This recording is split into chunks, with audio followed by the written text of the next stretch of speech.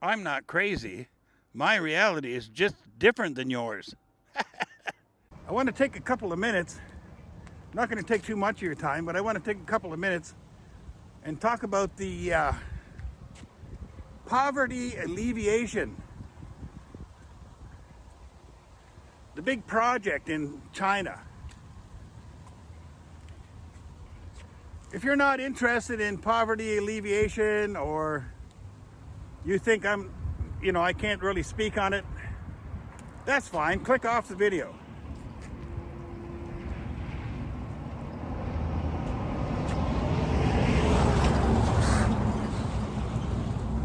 I'm not an expert, but I live in China, and I can give you my opinion. How's that? I'll give you my opinion of the poverty alleviation. Are the numbers exactly correct?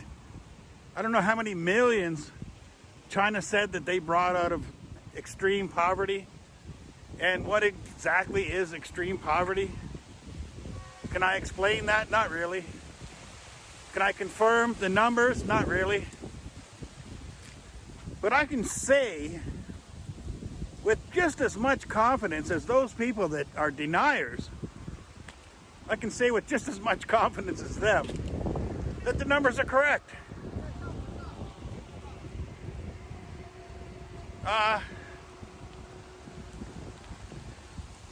All those people that say the numbers are incorrect, and then they say, those same people will say, China doesn't report things accurately. Well, then where the F do they get the numbers? Where did they get the confidence to say it's incorrect? If China doesn't publish the correct numbers, then how can they possibly say it's incorrect? It doesn't make any sense. Anyway, I'm going to talk about it from my perspective, from living here in China and seeing what I see. Okay, so the first rule, and I mean, you could apply this to other places that are actually not trying, but they are in poverty. You know, there's some places in the United States right now that are devastated by homeless people. And you could basically use these same kind of rules, but it's not an overnight fix. It takes time. So the first rule, mandatory education.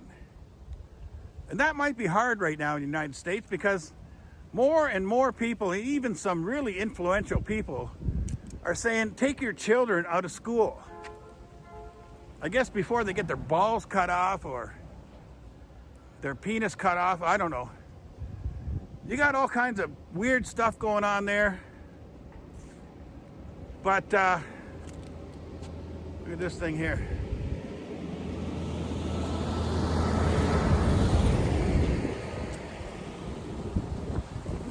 Mandatory education.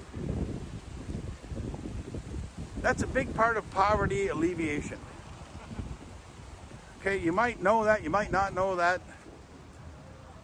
And it's hard really to say from school to school. These guys, a couple of old guys walking down the street. It's hard to say from one school to another school which one's good, which one's bad. But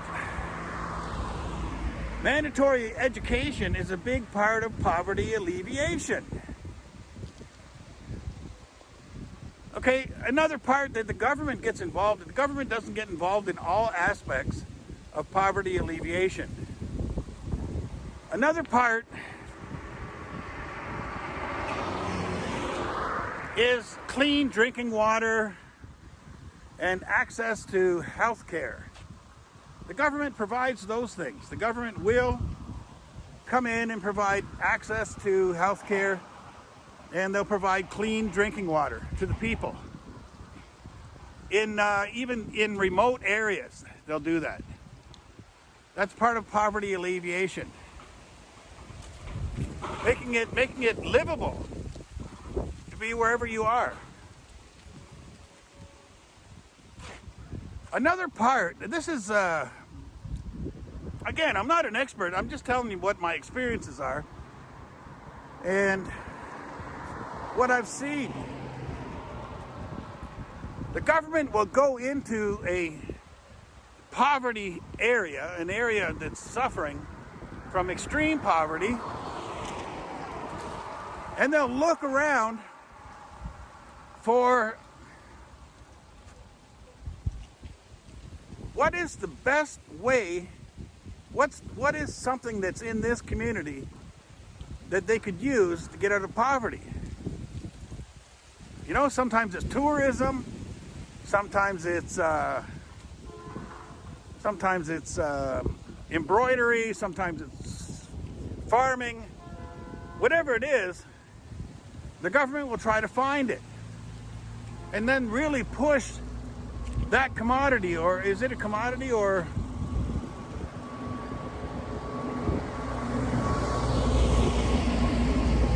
the government will help them to organize and promote those activities. And I got to tell you, the government hates it. You know, when they come in for a poverty alleviation project and people say, oh, the government came in for poverty alleviation, let's see what happens. Okay, they hate that.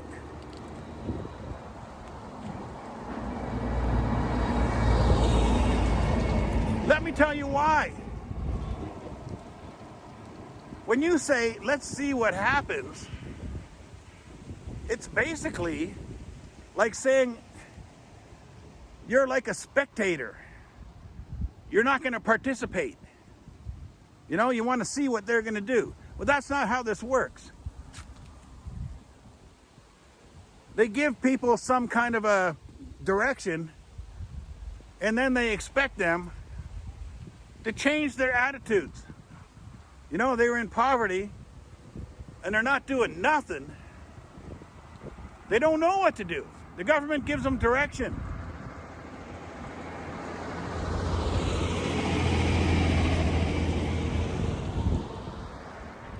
They still need to do it for themselves. Okay, so this is why I'm saying this is similar to, you know, the nonsense that's going on in the U.S. right now. All the homeless people. There is a possibility to improve. First thing you need to do is make sure they're educated or getting education. You need to make sure they have clean drinking water. You need to make sure they have access to health care. You need to look around the community and find out what's the best thing for that community to be able to promote the community. And I don't mean drugs. Don't promote your community with drugs. There must be something. You know, like in Kensington, Philadelphia. There must be something there that they could do to promote the community. They're just not doing it. So anyway, actually maybe the biggest, one of the most, I don't know, I just the way I think of it, I think this is a really big deal, is the infrastructure. You see this road behind me? There's a car. There's not many though. It's a 4-lane road. There's nothing here. I drove on this road about a year ago. It was all but impassable. There was a couple of blotches of tarmac that actually made it even more difficult. It was mostly mud. A year ago. So they made this road. You can see it. There's almost nothing here. Most of the vehicles that you see on this road will be construction vehicles. Vehicles for construction.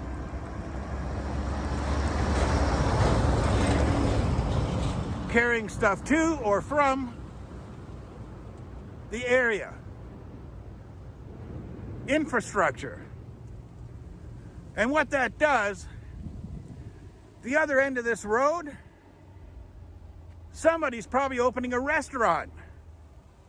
Somebody's probably opening a small store to sell stuff.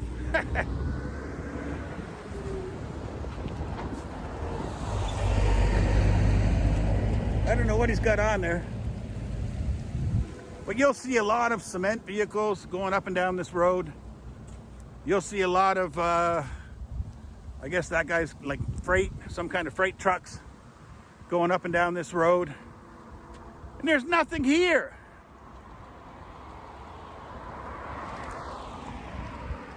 They build the road, they build the infrastructure to draw stuff in. Check this out.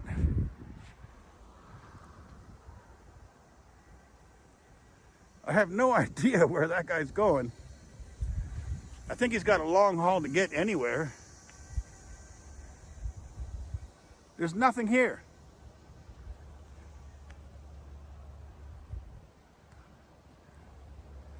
You can see the traffic is non-existent.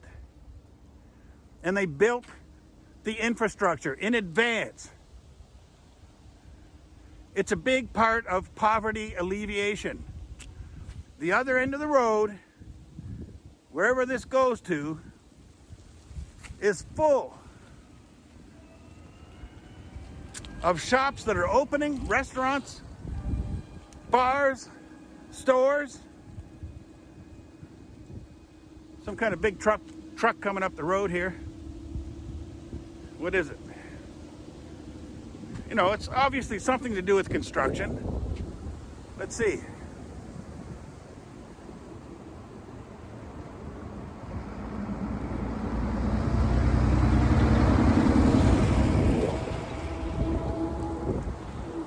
It's almost all construction vehicles. There's a couple of cars that go up and down here, but not many.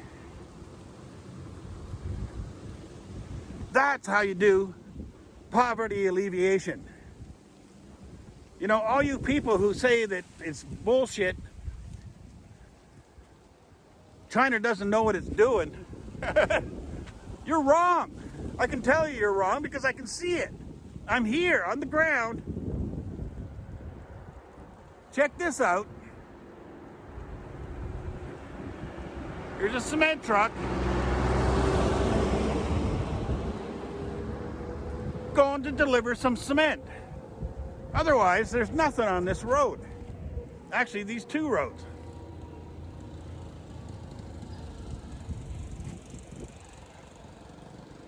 In your country, are they going to build roads before there's actually people there to entice people to go there to alleviate poverty? Probably not.